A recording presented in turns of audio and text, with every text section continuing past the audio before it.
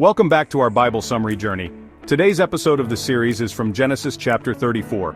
This chapter recounts a dark and challenging story involving Dinah, Jacob's daughter, and the events that unfold in Shechem. This chapter confronts us with themes of justice, deceit, and the consequences of human sin. Let's walk through this difficult narrative and reflect on its lessons.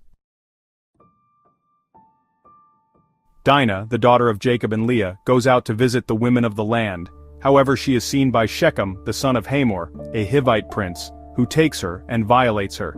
Despite his crime, Shechem becomes deeply infatuated with Dinah and asks his father to arrange for her to become his wife. This request sets the stage for a tense and complex negotiation between Jacob's family and the people of Shechem. When Jacob learns of what happened to Dinah, he remains silent until his sons return from the fields. However, when Dinah's brothers hear of the incident, they are furious, describing it as a disgraceful act that should not be done. Hamor approaches Jacob, offering to make an alliance through marriage and trade. Shechem, desperate to win Dinah, promises to give whatever bride price is demanded.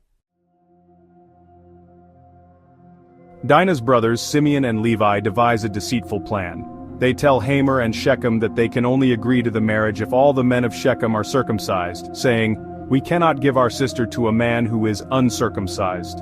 Believing this will lead to greater unity and prosperity, Hamor and Shechem persuade the men of their city to undergo circumcision, unaware of the brothers' true intentions.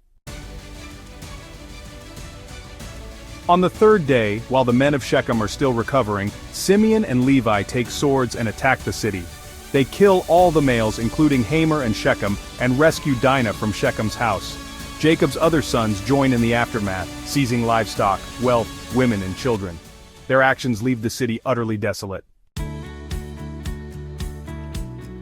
Jacob rebukes Simeon and Levi, saying, "You have brought trouble on me by making me obnoxious to the Canaanites and Perizzites. We are few in number, and if they join forces against me, we will be destroyed." The brothers defend their actions, asking, "Should he have treated our sister like a prostitute?"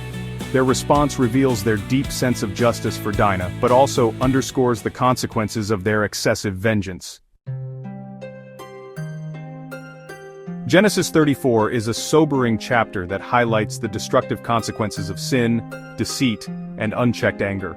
While Simeon and Levi's desire for justice is understandable, their actions lead to unnecessary bloodshed and dishonor God's covenant purposes. This chapter also shows how human failure can complicate God's plans, yet His grace and sovereignty continue to work through imperfect people. Genesis 34 challenges us to reflect on how we respond to injustice. While seeking justice is important, we must do so with wisdom, humility, and trust in God's righteousness, rather than taking matters into our own hands. As Jacob's journey continues, we are reminded that even in the midst of human sin, God's plans cannot be thwarted, and His faithfulness endures. Thank you for joining us for Genesis 34. Though it's a difficult chapter, it provides valuable lessons on justice, forgiveness, and trust in God. If this exploration resonated with you, please like, share, and subscribe for more biblical insights. Until next time, may God guide your path in wisdom and grace.